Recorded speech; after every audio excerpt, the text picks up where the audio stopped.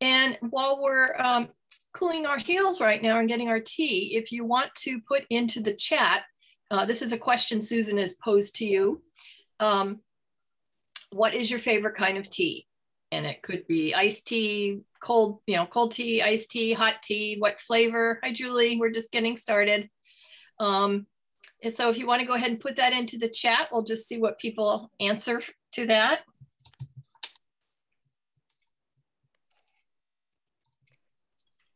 Ah, Elizabeth. Elizabeth. Okay, hi, Elizabeth.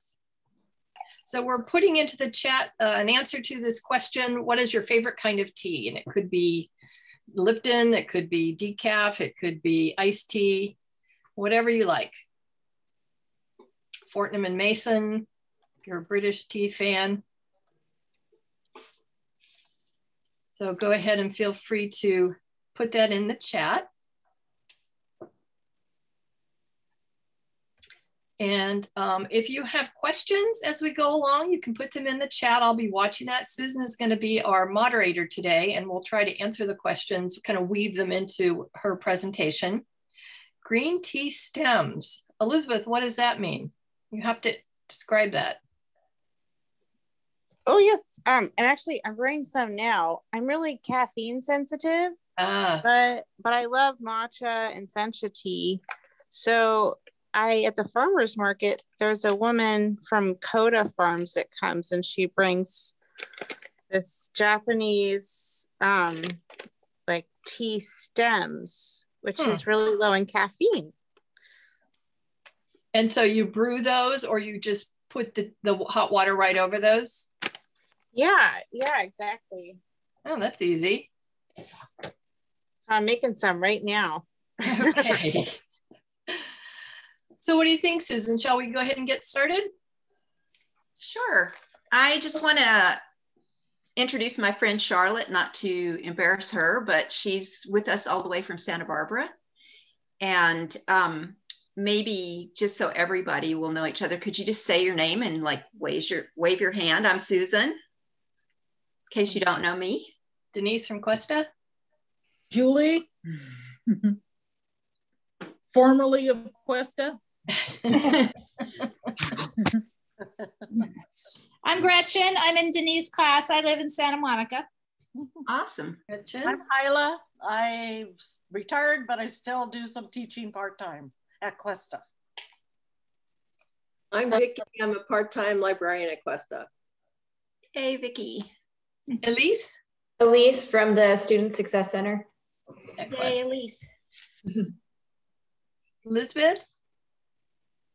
Oh, she's making her tea. That's right. So she might have stepped Oh, away. Elizabeth, I teach nutrition and culinary arts. And she's a very good cook.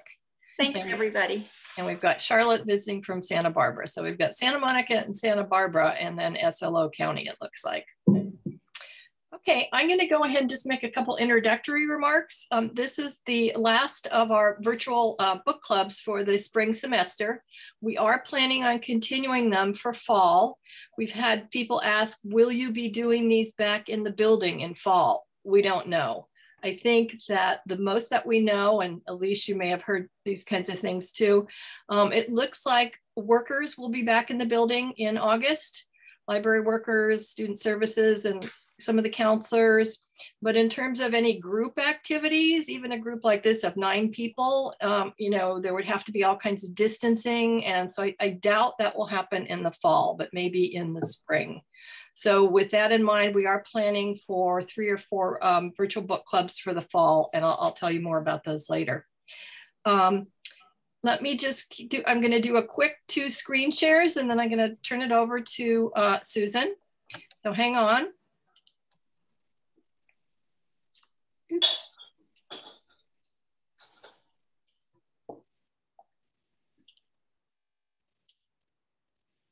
Oops, I missed that. Hang on. Didn't do it right.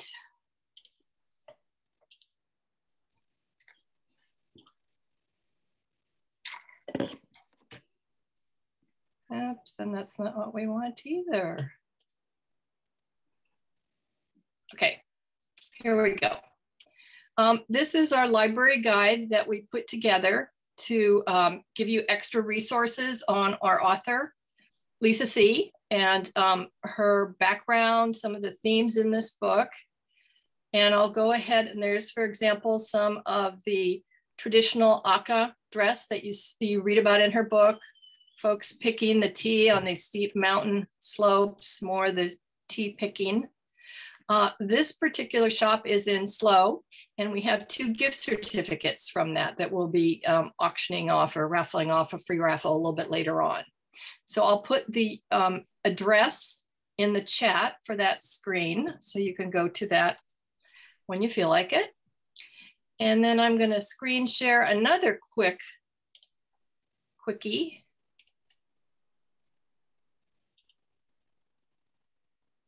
And this talks about, this is a 1 minute or 10 seconds. How do you pronounce the T?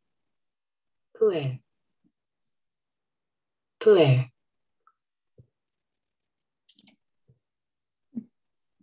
Puer. Puer. So have we all been saying it right? Okay, something to learn.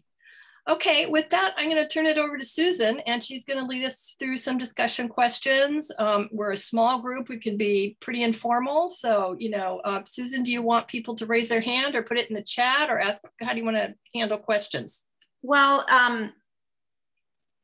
I was hoping that you would want to raise your hand to take a turn in our discussion.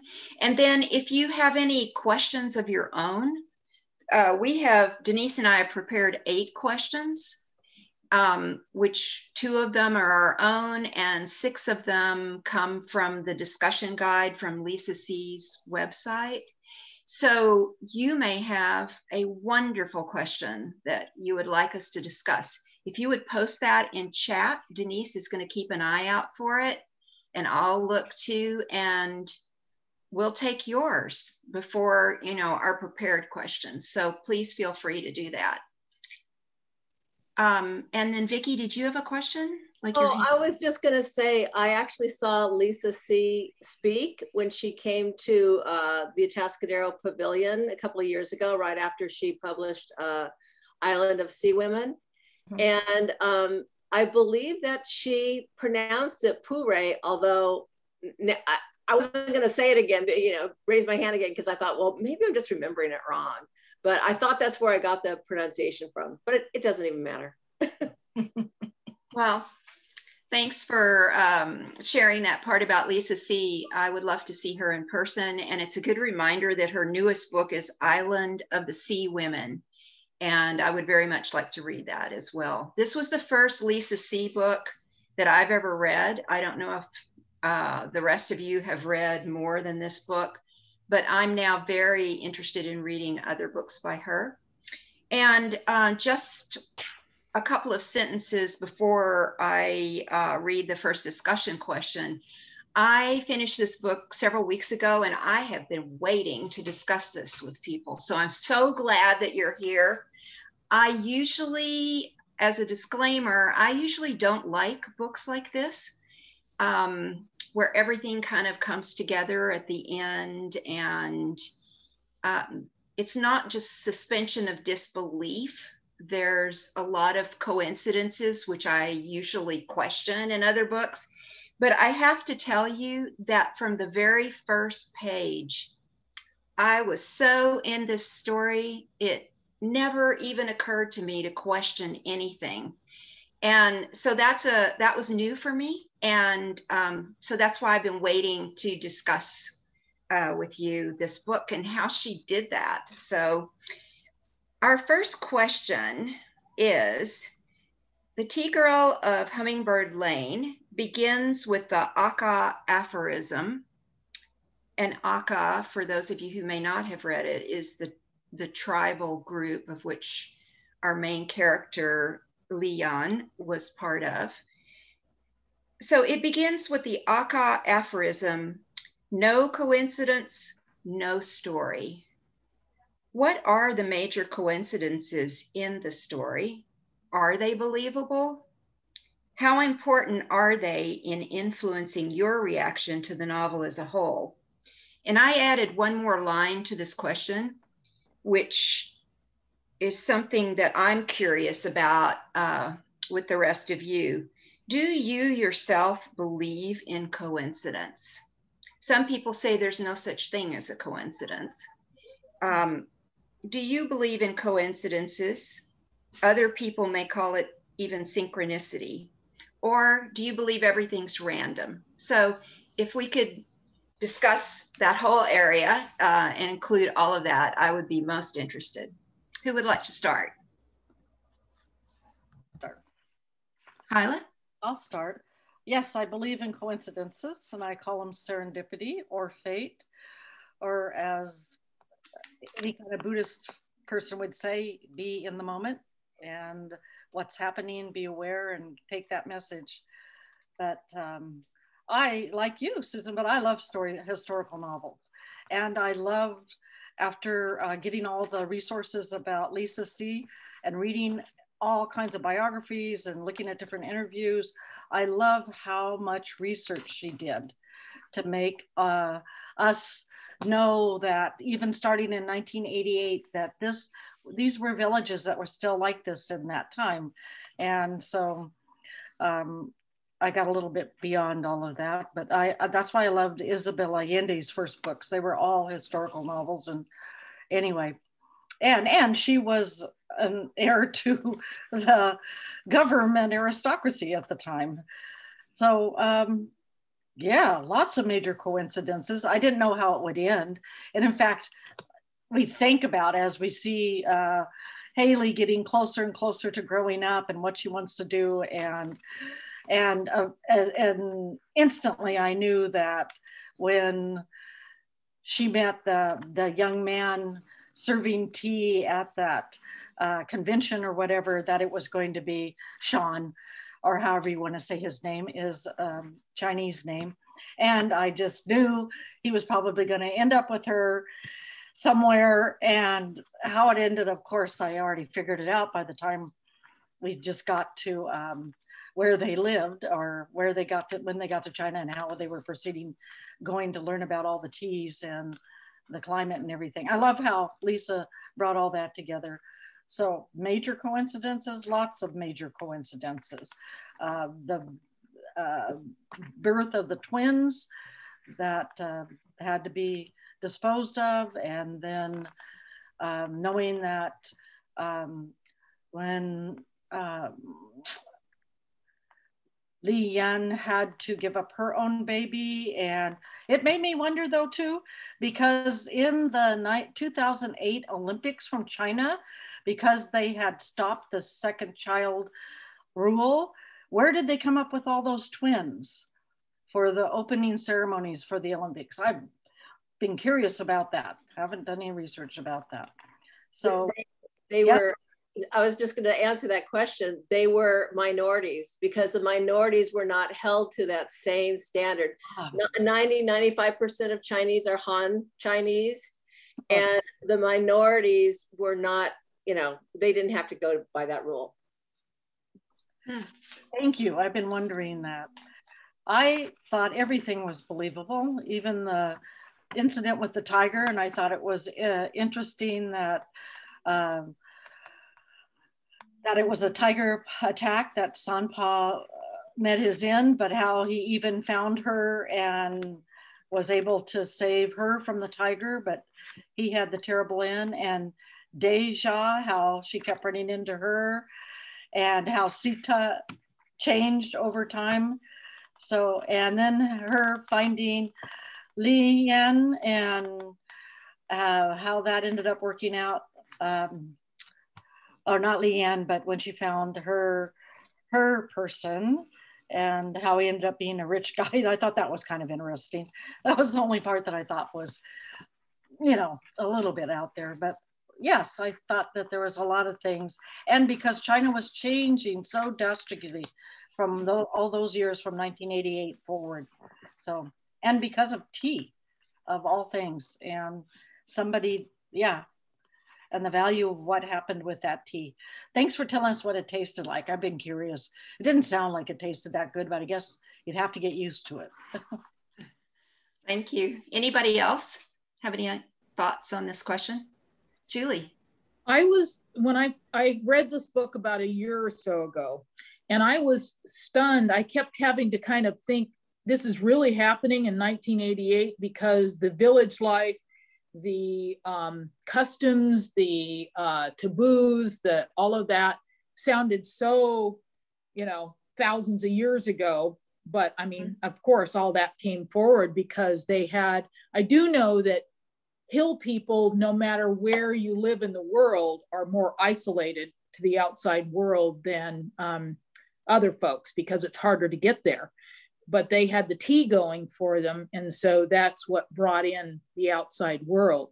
And I thought the coincidences, were there, but I felt like, especially when the mother, had put the tea cake in the blanket, or, with the daughter, that they were able to trace it. And I could believe that in the 80s and 90s and forward, that they would be able to somehow trace that forward. So that's a coincidence that I could believe that. So some of the rest, it was part of the story, and it ended up well. But I thought this was a meticulously researched, that was apparent book, done really well. So. Thank you. Anybody else before we move on to the next question? Yes, Gretchen? Oh, hi. Right? Yes, I found with Lisa C's books, sometimes the story goes out there a little bit in terms of the plot. And you're like, huh. But as Julie was saying, these things are so well researched, and you get, I find so caught up in the story because it's stories that I don't know. It's a world that was totally foreign to me. And so to hear it all, as I said, sometimes the coincidence, you're like, really? But the story is so great. I mean, it reminds me of her mother's, Lisa C's mother, Carolyn C., her stories as well. Sometimes but you're so caught up. It's so well written that you're transported by what's going on. Thank you. Elizabeth. I was listening to the author speak about her book, and she mentioned that she was looking for the next topic of her next book, and coincidentally, the person pouring tea at her event, or the person at her event before her, opening for her, was pouring tea, like Chinese tea ceremony with the table and then she met someone approached her and said, like, hey, I know this person that you should meet. And it was a woman who specialized in tea and pu'er, and then coincidentally, the author mentioned, well, I think I'm going to write a book about it. I think I'm going to visit during the tea harvest. And the woman said, well, that's when I'm going too, so you should just come with me. And then I guess they went together and got to see the whole region and climb up the mountains and all of that. Yeah, thank you. Susan, we've got another person that's just joined us, Genevieve from Yes. Cuesta. Hi, Genevieve. I put you on our prize wheel immediately. Glad you're here. Thank you. You want to give yourself a quick intro? Absolutely. So sorry to just jump in late, and I'm probably going to pop out a little early too, but I'm Genevieve Siwa-Bessie. I'm the Dean of Student Success and Support Programs at Cuesta College. And full disclosure, I have not yet read this particular book, but I was a winner of the giveaway that the Cultural Center had. So I wanted to just jump in and hear some of the insight from the book. There's no such thing as spoilers for me, so that's okay. And sometimes I read a book from the back and or from the end and move my way forward. But I have read a couple of Lisa C's books, so I was very interested, but thank you. Glad you're here. Great, congratulations for winning. Susan, I really, really enjoyed like your last question, the larger question. And I'm so curious to know what everybody thinks. Like, of course, coincidence, but we don't have to believe in coincidence. Coincidence is, I mean, they happen all the time, but do we think of them as being preordained, and meaningful, or just random? I go with the random one. I've lots of coincidences in my life, lots and lots, and some of them have been serendipitous, and some are just fun, but I just think it's random. But I'm so curious to know what other people think. Maybe everybody could put it in chat too, like some of you are doing right now. I see random, I believe in science. Coincidences. Does anybody believe in fate? Like just things happen for a reason? Synchronicity, coincidences, yes. Believe in both. Being aware, notice when it happens. That's an interesting comment, because I was in a dream group years ago where it was a Jungian dream group. And so the woman who was leading our group asked us to keep a journal of all the times where it seemed like she believed in synchronicity, all the times that synchronicity seemed to happen, like just to make a note in a journal. It was really amazing. So it would be kind of interesting to see all the times that coincidences happen in our lives, and just keep a little journal of it and see how many. Anyway, believe in both. Signs are everywhere. Yes, watch for the signs. Signs are always happening. Well, we could spend the whole hour and a half on this, I feel like, but we need to move along. So thank you for your comments thus far. And our second question is, in the chapter transcribing a group therapy session for Chinese American adoptees that Haley attends, and Haley is the adopted baby that Leanne had, and rather than risking that it be killed, she left it on the doorstep of a clinic where the baby was adopted by American parents in Southern California. So that's who Haley is, for those of you who haven't read the book. Many of the patients have mixed feelings about their adoptive and birth parents. Were you surprised by their anger? And there's a part B to this question, but we're going to play a little video clip after we discuss the first part of this question.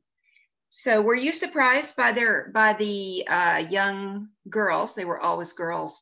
They were all girls in this therapy group who were angry and expressed other feelings. Would anybody like to speak? Hey, am I pronouncing your name right? Hyla? I can say Hyla. Hyla, okay, Hyla. Yes, that was one part that I was surprised about. I did not know. And I know some young people that are Chinese women that were adopted exactly the same way. And I'm curious to see them again and ask their feelings, or even ask if they've looked for their biological parents. So that part, I really learned a lot with that. And thank you for the resources, because there was a link that one of you put, Denise, in all of our resources to listen to these young women talking. I thought that was very valuable to learn.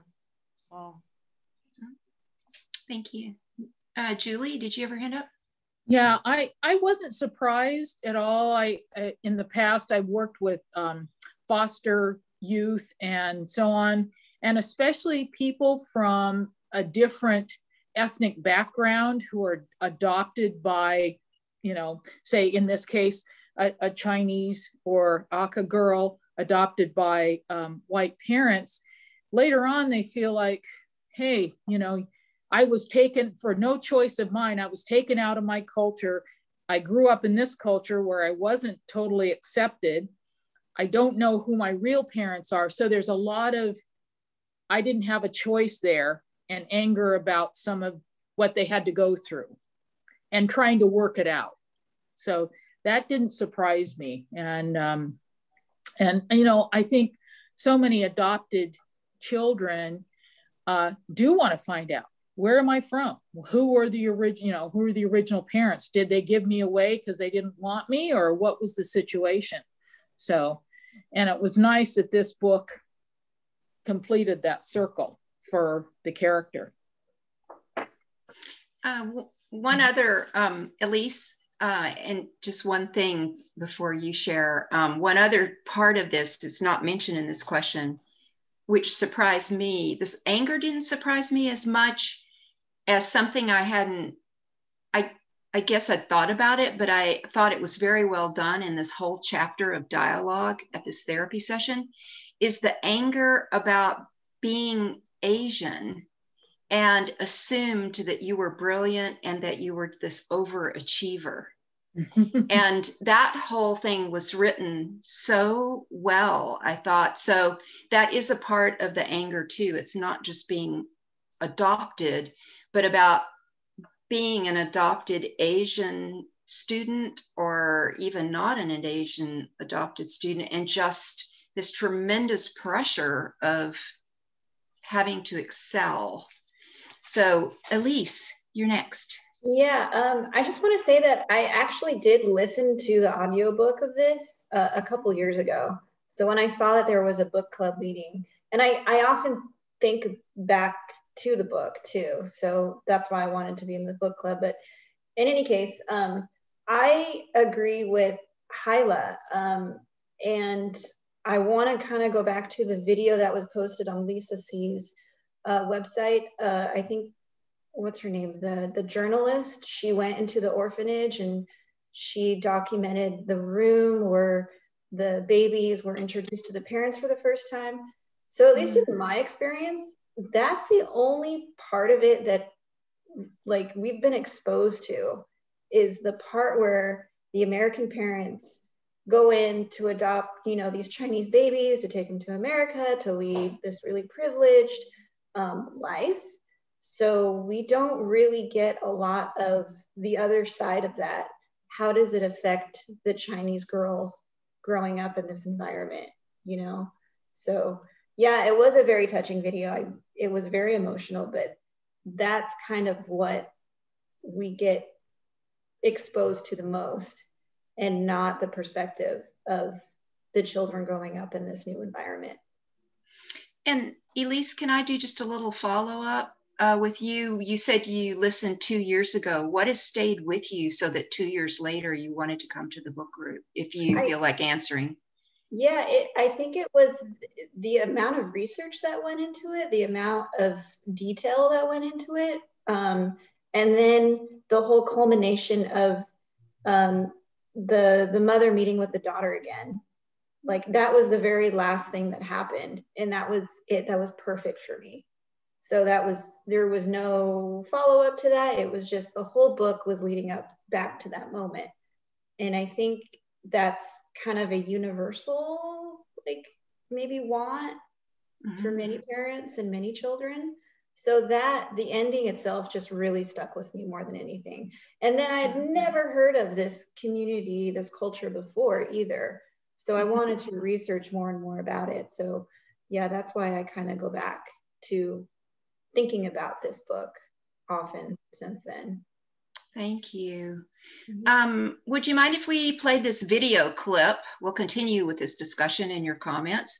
We'll play this short video clip, which you may have already watched on Lisa C's site, and then we'll have the second part of this question.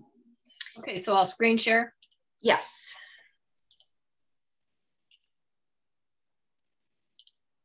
Walking with their adopted teenage Chinese. I was first inspired to write The Tea Girl of Hummingbird Lane with two different things. First was I was walking down the street and I saw an older white couple walking with their adopted teenage Chinese daughter between them. And I just had this sort of vision of what an incredible gift she had been to her family, to this new family. So The Tea Girl of Hummingbird Lane is about a young woman who gives birth to a baby in China, abandons her, and that little girl is adopted by a family in the United States. And I wanted to really look at these young women who are starting to look at their lives a little differently than they had when they were little. And so I interviewed many young women all across the country who had been adopted from China. And they shared certain things in common. One is this idea of the grateful but angry adoptee. They're so great, you're supposed to be grateful for having been adopted, but there's also an anger, which I actually look at more as sadness, that somewhere your birth parents abandoned you. And that in China, that has the one-child policy, for your parents, one child, they didn't want you. And so to me, it's this very interesting thing where to your parents here, your adoptive parents, you are the most precious person. But to your birth parents, you were the least precious. And I wanted to explore that through the character of Haley. For The Tea Girl of Hummingbird Lane, I traveled to Yunnan province, which is the birthplace of tea in the world. I learned how to process tea myself by killing the green and how you lay it out and all of the different aspects of tea. I also spent a lot of time with the Aka ethnic minority, and they are one of the ethnic minorities that grow tea in Yunnan. And so, together, those two aspects, first looking at tea, but also looking at this ethnic minority that really works in tea. So I think that was the main part of the research for Tea Girl of Hummingbird Lane.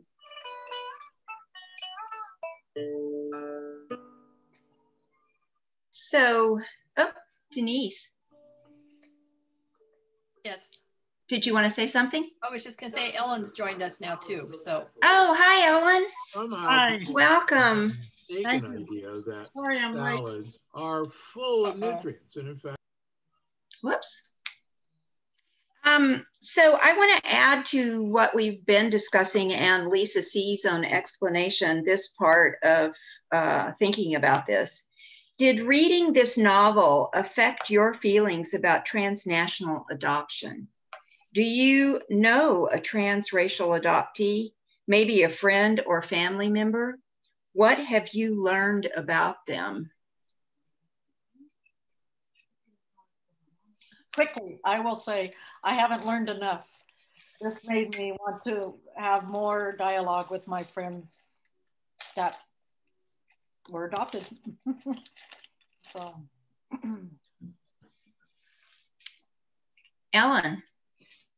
Actually, I don't know if I know any adopted transnational people.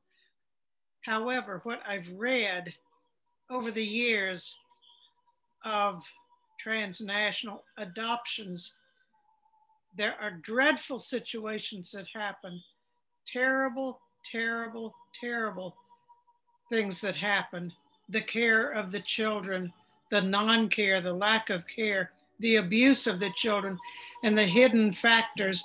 Perhaps you've already spoken about this earlier since I missed you, but it's extremely important.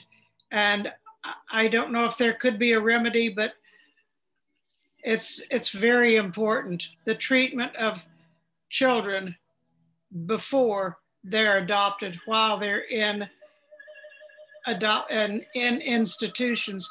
I thoroughly appreciated this book. Wonderful. It's not her first that I've read. I have her, this one and this one. So I'm not unfamiliar with her works. It's wonderful. Thank you. Someone else say something that I can learn from. Ellen, do you happen to have music playing in your background that's kind of classical or opera? Thank you. I'll take care of that. Okay, thank you. Denise. Well, this was my question, so I do have something to say about it. In my husband's family, which is Italian American, his father was actually born in Italy, so it's, you know, a recent, fairly recent immigration. He has a first cousin who was adopted by his uncle and family. They had 2 children biologically, and they wanted a third. And they went through Catholic Charities to adopt a Korean American, a Korean. I know she was an orphan. And again, orphan, what does that really mean? She was in an orphanage. Mary Alice is her American name, Mary Alice Multari, an Italian American last name. So she was, you know, they just were thrilled to go get her, go to Korea, get on a plane, bring her home, have her join their family. And she's, you know, really whip smart. I don't know the circumstances of her birth, probably a poor family. I don't know whether a single mom or whatever gave her up to this orphanage and to the adoption service. This would have been probably around 1980. I think she's maybe 35 now, so maybe mid 80s. Anyway, I met her a couple times. About 5 years ago, she underwent this incredible, I will use the term identity crisis or investigation query. Couple things had happened. She had been married and kind of changed her name to May Smith. So she made it a little less Italian and more neutral, or more not standing out. Sorry, Julie, I know your last name is Smith, but less ethnic, maybe we could put that way. She was married for a couple years, and then she divorced. She came back to her family members in New York. She went back to her birth name, or well, her adopted name. And then she also questioned her gender. So she had this kind of really big upsurge of questions about many parts of her life. And then she really wanted to go to Korea. So she was part of several groups that were investigating, and these were, I think, mostly young women who had been Korean adoptees into American families. So she went through lots of querying, lots of, I remember we talked about on Facebook a movie that had come out a few years ago that was just about 2 young women, and she was thrilled with the movie. I think I had suggested it to her. She goes, "How did you know about this?" I said, "Well, I just watched it. It was good." And she did eventually go on a quest to Korea with a group that, you know, much like in the T-Girl, their whole thing is taking you back and trying to reunite you with at least the orphanage or clinic that you were adopted from, and perhaps to the family. She couldn't afford to go. She got some kind of a grant. And again, this was just this incredible part of her life. I don't think she was able to meet her birth parents, but she did go to the region and the clinic, and it was very cathartic. And through it all, it was not so much that she was angry or not grateful to the Italian American family that had adopted her, but it was another part of her that she felt was unfulfilled, unsatisfied, just unsolved. So I've seen that in a family member. So that's my. Thank you, Denise. Did anyone else want to comment on the anger, you know, of that anger chapter, or anything else? Gretchen?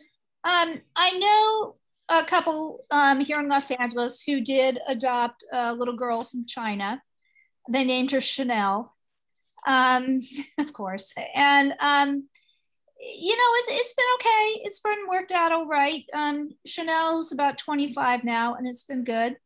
My sister-in-law also had good friends who adopted sisters from Russia, and that was very problematic. They were older. They were about 7 or 8 when they were adopted and brought over to the United States. And one of the sisters seemed to thrive, and another had a lot of problems adjusting. I mean, but that said, with any adoption, with anyone, with any person, there are going to be issues. But it was a hard transition for the girls from Russia. I think, you know, it could have been because of their age, because they weren't infants. And they had been in the orphanage for some time by the time they came here, so. Thank you. Anyone else want to share anything? Julie?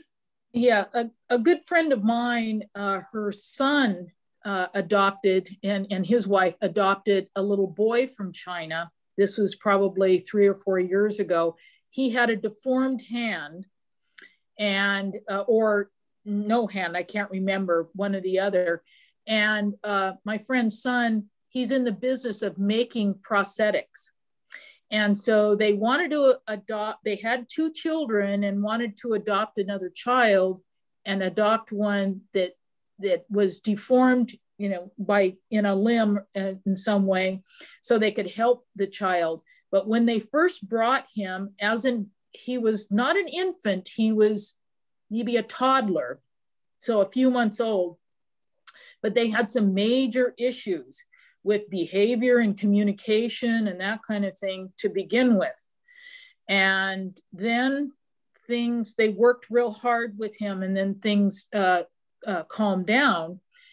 But I know when I asked her, are they going to talk to him? Do they know what area of China he came from? Do they know more about his background? My friend didn't know. See, and that's another thing. If parents adopt a child from another country, can they speak to what even rudimentary things about the culture, the background, the language, the customs that they came from? Because a lot of it is just focused on mainstreaming into American culture, and someone from China or that looks so different from the mainstream of our culture will never completely, you know, fit in that way. So time will tell how that all works out. But I think that's an issue for a lot of these folks that adopt children. And I know in this particular story, that was a little bit of a revelation for the parents who loved their little girl and loved Haley and all that. But they, you know, yeah, we have play dates with someone else who's Chinese or little things like that. But that's sort of like a tip of the iceberg thing, rather than being more informative about where the culture she came from. So, but they did take her to China though, right? Am I remembering that correctly in the book? Yes, yes, they did do that. And so have you heard of that before, where the parents take the child to the country? I have. It's generally if the child is at that point where they're starting to explore, where am I from, and asking questions that the parents can't answer. And so then the extension is sometimes, not always, made. So. Okay. All right.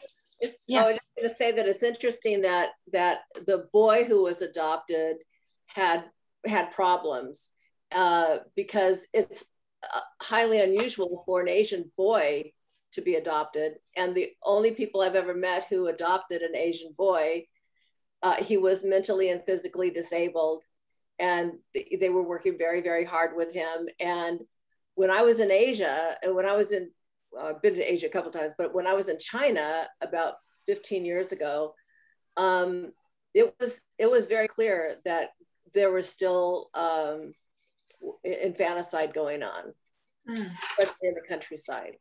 And so the boys are, you know, if the boys aren't perfect, they're not wanted, and the girls aren't wanted. Anyway. Wow. Well, we are going to take a little prize break right now, midway. We seem to have lost Charlotte. And so Denise, should I take her name off our little retro spinner or leave her on? Why don't you leave it on, you know, if we hear from her. If not, we'll give the prize to somebody else. Okay. Well, we're using our retro spinner one last time, probably. So good luck to everybody. And Denise, would you like to tell what our prizes are going to be? Yes, we've got 3 gift certificates, $15 each. you can take your choice from Starbucks, and that's probably best for folks that don't live in SLO. And then the other choice is from a local tea shop in San Luis downtown. It's called, and Susan's been there, the Secret Garden, a tea and herb shop. And they do have the pu'er tea and many others. So it's kind of a hidden little place, but. Yes, if you win that gift certificate, it is in a rather secret place, but it's on the creek. And if you call them, they will give you directions. So, good luck to everybody. And so we're going to have 3 chances to win. I'm just kind of holding this together. Let's give it a sample spin. It still spins. I'm going to tighten it a little bit. Okay, here we go for our first prize. And just to let you know, when we're done with prizes, we're going to come back and discuss about the mother tree. I'm hoping Elizabeth can stay with us because she sent us a really interesting article about forest ecology and mother trees. So anyway, I'm looking forward to that. So here we go. Good luck. Our first prize winner is going to be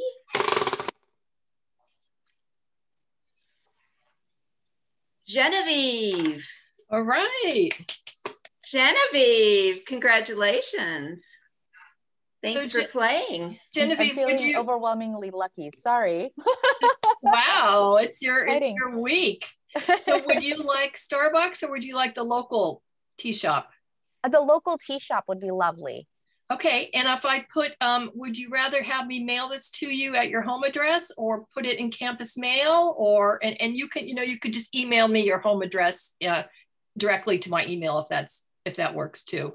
Yeah, I think campus mail is fine, or I can even pick it up from the library lab at the SLO campus. Okay, either way, we'll do that. Cool. Okay. Okay, on to winner number 2. Oops, landed in the middle. Elizabeth. All right. Congratulations, you won. All right, Elizabeth, you have the same choice, Starbucks or the local tea shop.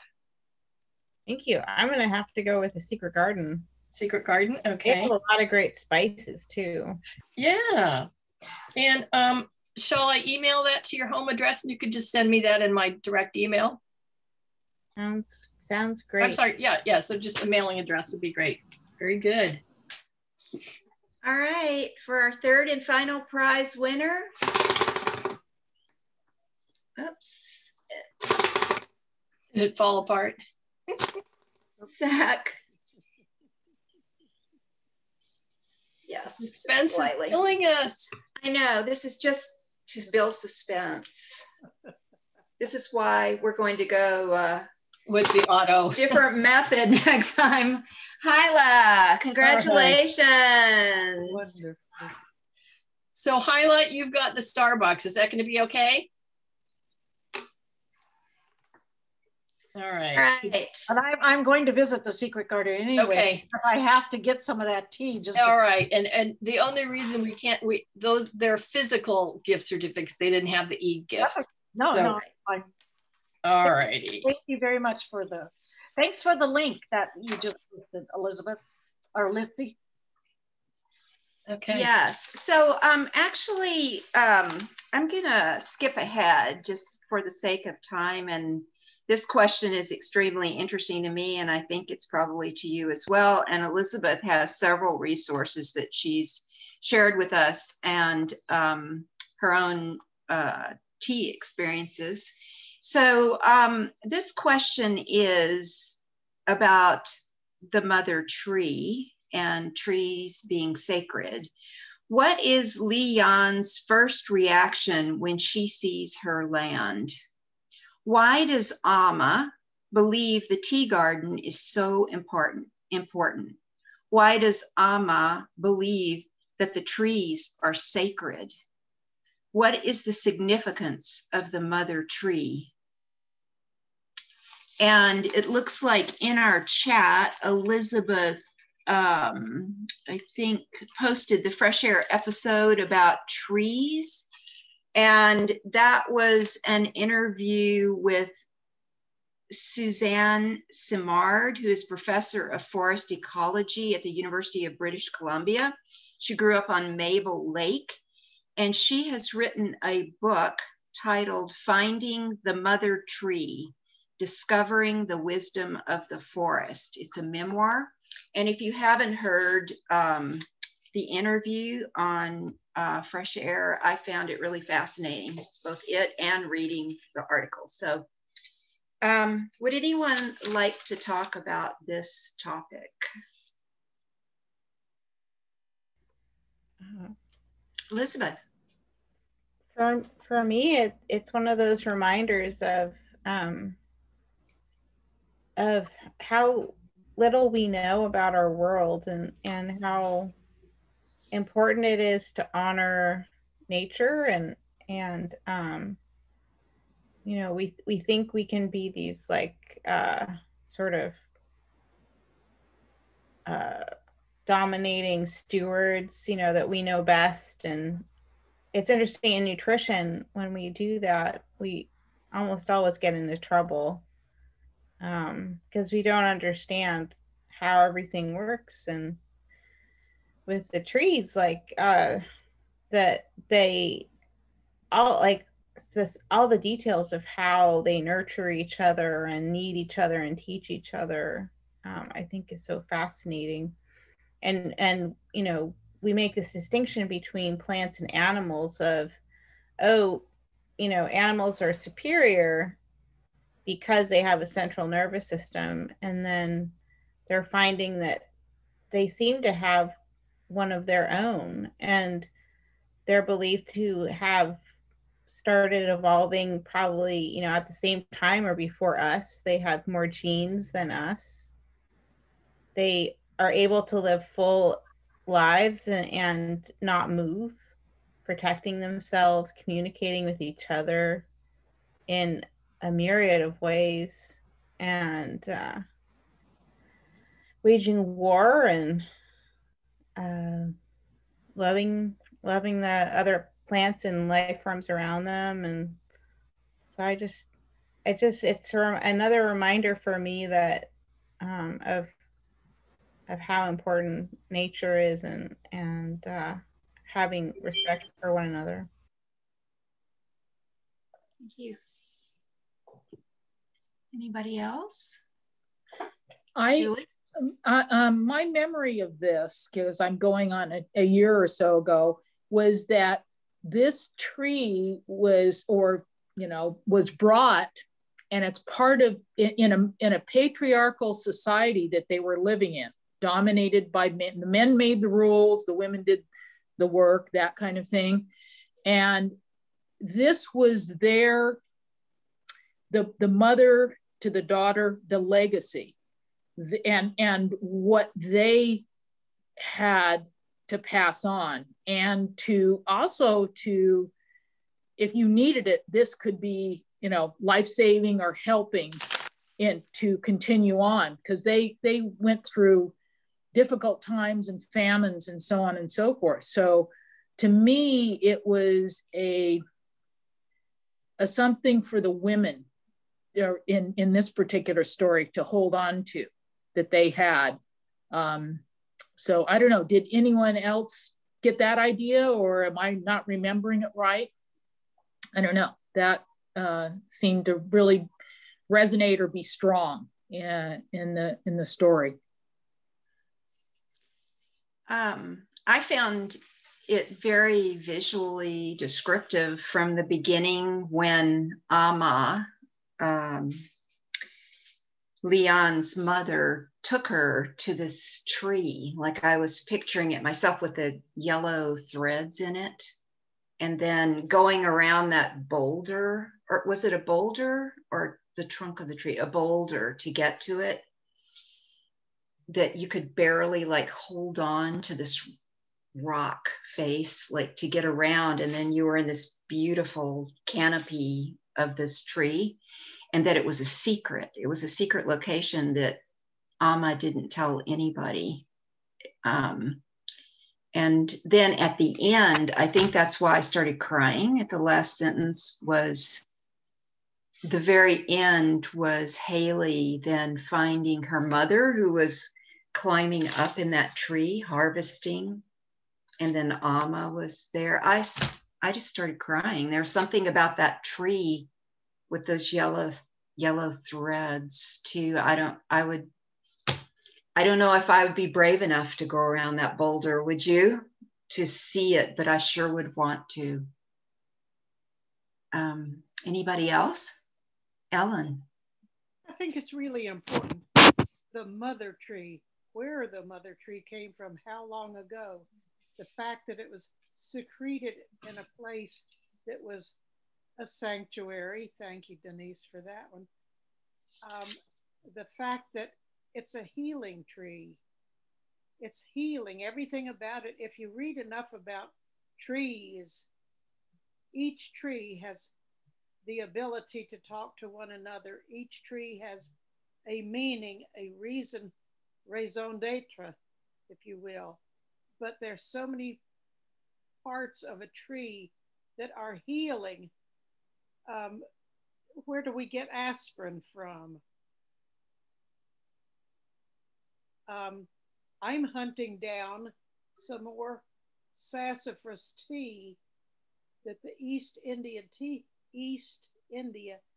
Company made, that I got the last bits of from Sprouts. They were no longer carrying it. I got in touch with the East India Tea Company in this country, and the one of the officers told me they were not making it anymore because they could not get some of their ingredients. I have passed this information on to someone else, not to compete with the Secret Garden because I wasn't aware of it, but I have friends at the coffee house, Coastal Peaks, and she's investigating that too, to take it on. Sassafras is a very healing, very ancient southeastern tree, which I have used not only for its tea, for its healing bark, for its wood to panel a den, to build cabinets after cutting and planing it and everything myself. And don't forget tea tree oil. We're pretty familiar with that. So do be aware of trees, individual trees, whether they're our native trees in this country or other trees. They're all really good reads. Thank you. Anybody else have any thoughts about the mother tree in Tea Girl of Hummingbird Lane? Okay. Well, I'm going to go back to this question because this also is, yes. I was just going to say, do we want to see if there's any pressing questions the group Yes, yes, thank you, our Denise. List goes on forever. There may be something that bubbles up. Yes. Was there anything in chat that I missed? Or would anybody like to raise their hand? Did anybody have a question that they would like us to talk about? Hear other people's thoughts?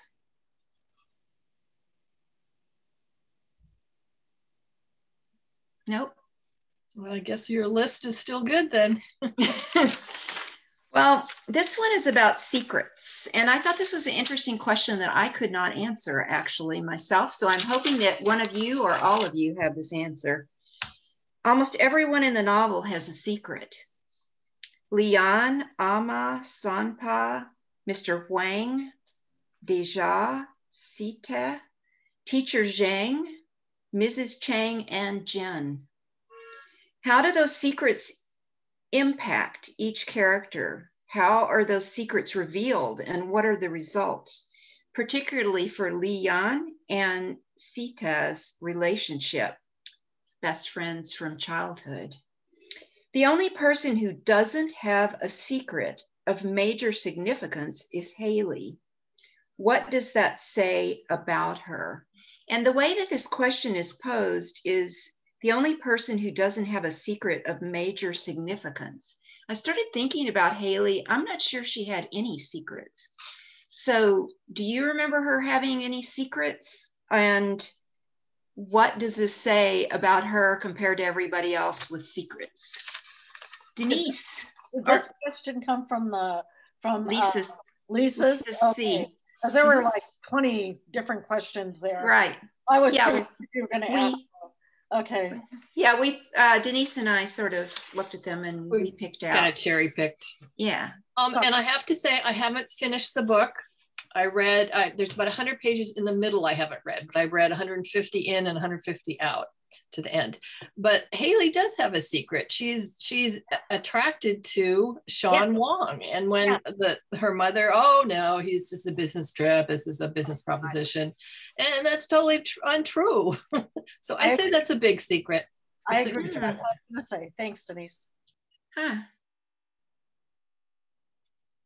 And so this question about what does that say about her as compared to these other characters, then? That she's human. I think we all have a secret, at least one in our lives. And maybe it will be revealed to whomever at whatever time it needs to be revealed. But at any rate, just the thought. I just think it means that everything she'd been to, that there's a connection, that everybody has something that they're connected by. Anybody else? Alan? I would like to know exactly what is a secret. The fact that my life and yours were not lived side by side or close by. You don't know all of my stories, nor I yours. So is it a secret, or is it the fact that our lives have not coincided so that you're not aware of this information?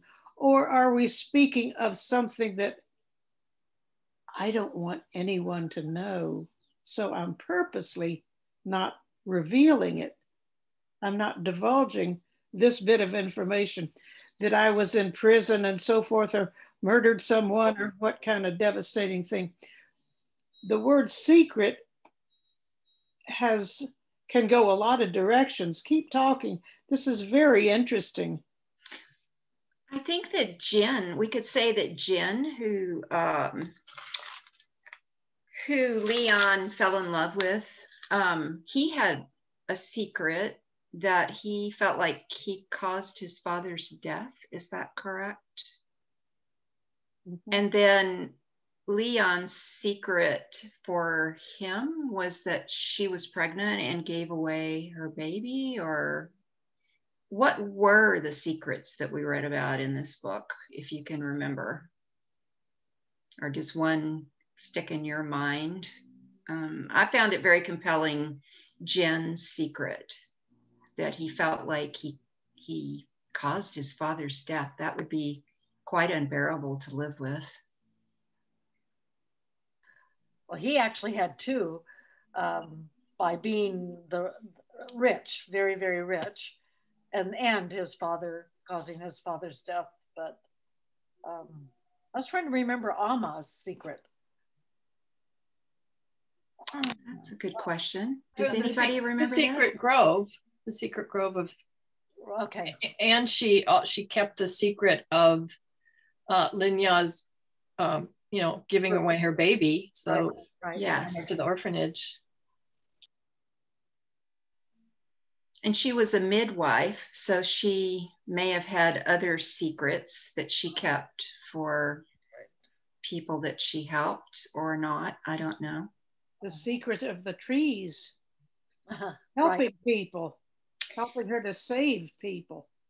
And what was Teacher Zhang's secret? I really liked his character so much. Like, he was trying so hard to help Leon get an education, and he lost everything, like in the Cultural Revolution, and was sent to this remote place for the rest of his life, it seemed like. What was his secret, though? Do you remember? Didn't he know Mr. Wang? Oh, yes.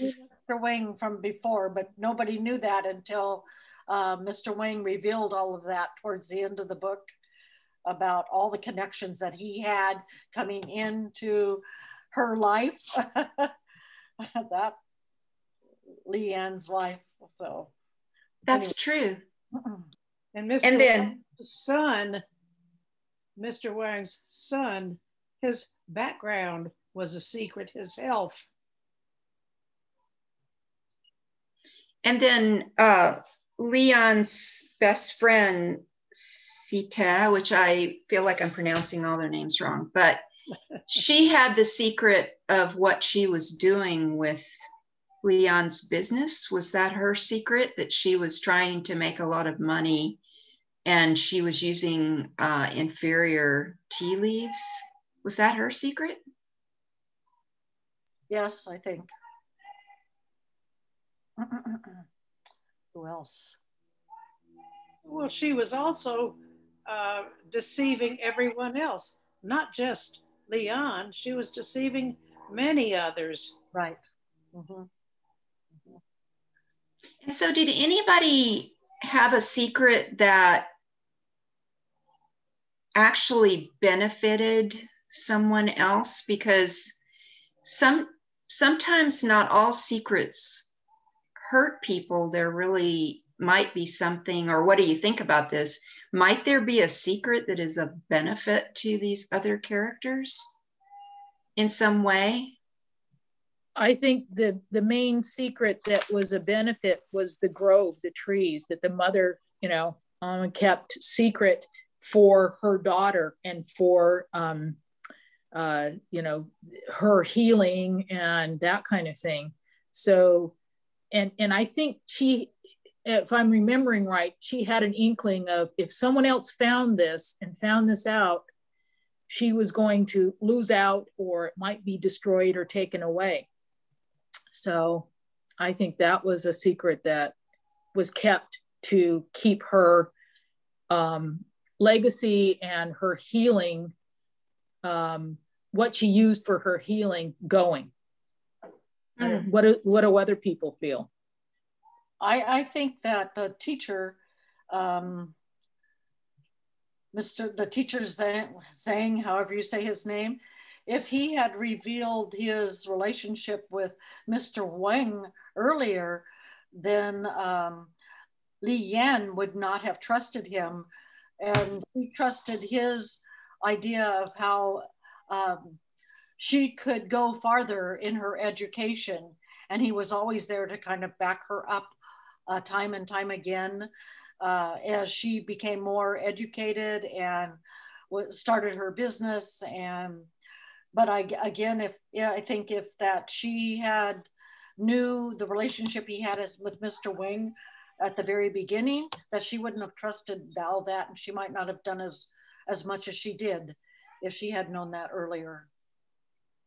Well, the fact that Mr. Wang backed Leon in her business and she never knew about that, yes, that's true. One of the many things that impressed me the most was when the 5 girls went into therapy and they each had a secret, yet it was the oldest one, was she Jennifer, who revealed that she had gone through this same trauma of not knowing, not understanding, being afraid, being fearful, not knowing, and she therefore mistreated the other girls. But her secret was, been there, done that. Good point. Yeah. Well, sorry I had to get up. There was somebody yelling outside. I don't know if you were hearing that, but anyway, we're coming kind of toward the end of this discussion, and I have one short video clip, very brief video clip, that I'd like to show you, and it has to do with a question about forgiveness. So Denise, could you play that video? And while you're looking for it, I'll read this question so you can think about it. Lisa C. often addresses issues of forgiveness in her books. In Tea Girl of Hummingbird Lane, Which characters seek to forgive or be forgiven? And do they accomplish it? So we're going to watch a little video clip right now.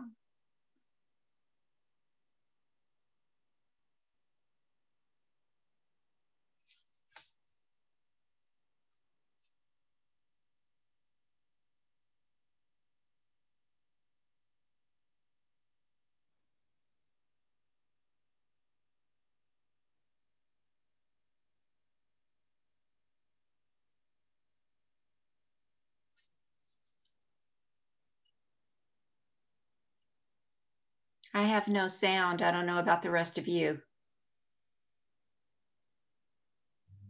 Nope, no sound for me either.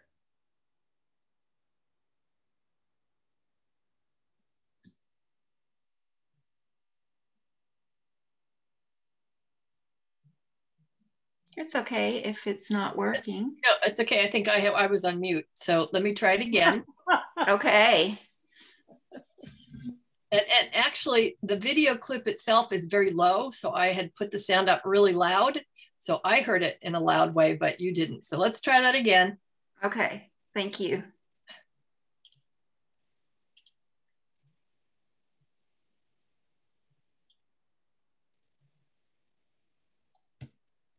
Here I am again answering one of your questions. This one is, why do I write so often about forgiveness? You know, forgiveness is an emotion that I have circled around in several of my books, in Snowflower and the Secret Fan, in Peony and Love, and Shanghai Girls, in China Dolls. But with The Island of Sea Women, I wanted to look at it straight on. And so how does forgiveness work? You know, it can be one-on-one, it can be within families, it can be with your neighbor, it can be between cultures or societies, but it can also be with countries. And so with The Island of Sea Women, because that island is now seen as the island of peace, an international model for forgiveness, I was able to set the novel in that time period where I could look at forgiveness from the individual all the way up to the level of a country.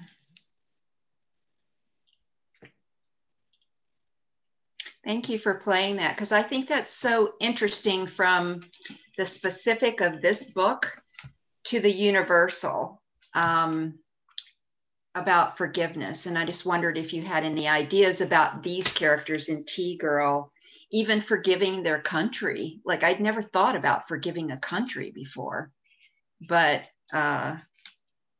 Leon, in a way, had an issue about her country even. Maybe so did others. Anybody have any thoughts about forgiveness in this book?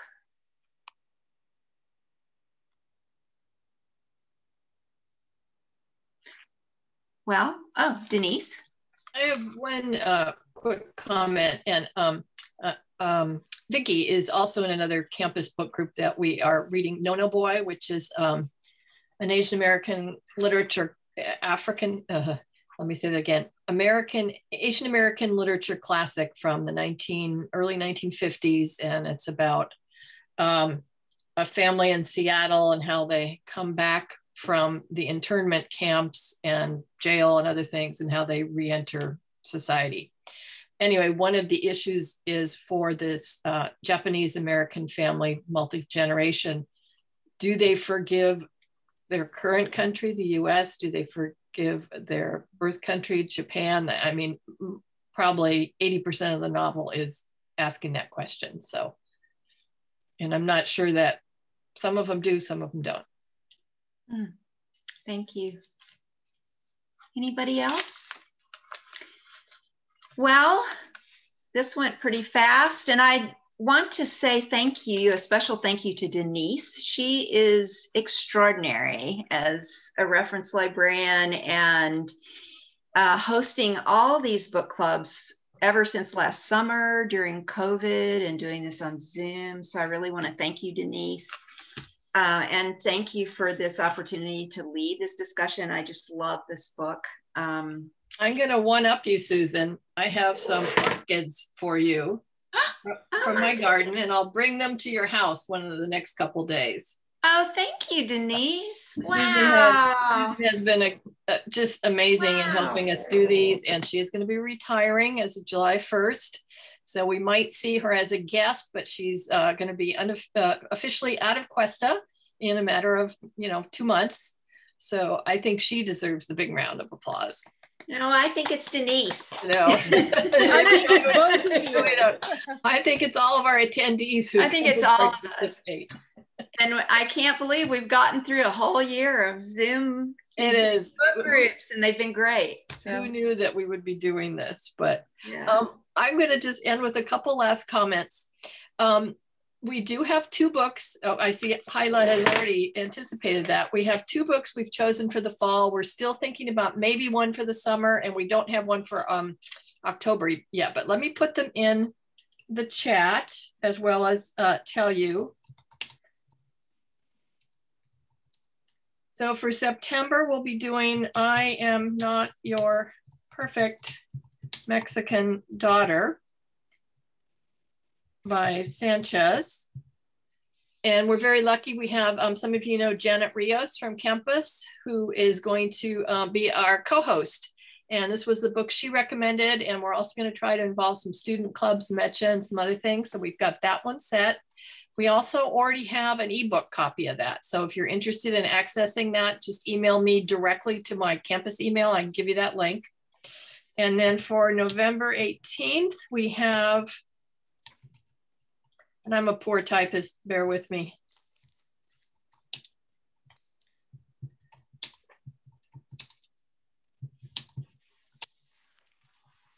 Okay, Everything You Always Wanted to Ask About Indians. And this is by, his name is True, I'm gonna spell this wrong. Something like that. He is an American Indian. I forget which tribes, perhaps Ojibwe maybe, and I'm saying that wrong. But sorry? Ojibwe. I believe so, maybe the same as Louise Erdich. He might even be 3 different tribes, but this is kind of more of a, it's a little bit of a nonfiction, but he goes into myths that we all probably grew up with and then talks about, kind of dispels or pulls those apart. So we don't have an October book yet, so we're open to your suggestions. And Susan and I are trying to decide if we want to do an end of June one. So we don't know. So if you have thoughts, let either one of us know, but we do have those other 2 already nailed down. And Sharon will be leading us. Some of you know Sharon Haupt, one of our librarians, will be leading us in the November one. And just a quick screen share on, where is it? Okay, our events page. We have not updated it with that information yet because we're still sort of in the process, but this is the page where you can go check, say in a month, and we'll let you know what is going on for the fall. In terms of our poetry, virtual poetry that we've done several, we haven't quite decided what we're going to do with that. We're trying to work with some other campus groups and integrate some of their poetry and their inspiration. So that's in progress. So again, if you have some ideas, let us know. But like we said at the beginning, for fall, although some of us will be back to working on campus, it doesn't look like group cultural activities are going to be the priority. So those probably won't happen again until January. And I see that, yeah, braiding sweetgrass is good. Okay. All righty, well with that, Susan, I'm going to turn it back to you and let everybody say their last comments and goodbyes. And let's raise our teacups high. And thank you for coming today. Does anybody have anything else they would like to say about Tea Girl, or any wisdom to impart about life? Take it as it comes, but thank you for doing this year. Thank you. I think I want to join that other book club too, Denise, so I have to look into that. So. Oh, okay. All right. Yep. Very good. Thank you. Thank you all. And I really recommend Island of Sea Women if you haven't read that one yet. Oh, okay. That's fantastic. Okay. Was it different from Tea Girl? It's telling a story about a woman and kind of the tribe of women. It's just a fantastic book. Fantastic. The video, you learn so much. Yeah. Yeah. Thanks, Gretchen. All right. Well, bye. Have a good day for the rest of your day. Thanks, everybody. Thank you, Susan and Denise. Thank you both. Thank you for coming. Everybody contributes. semester. Right.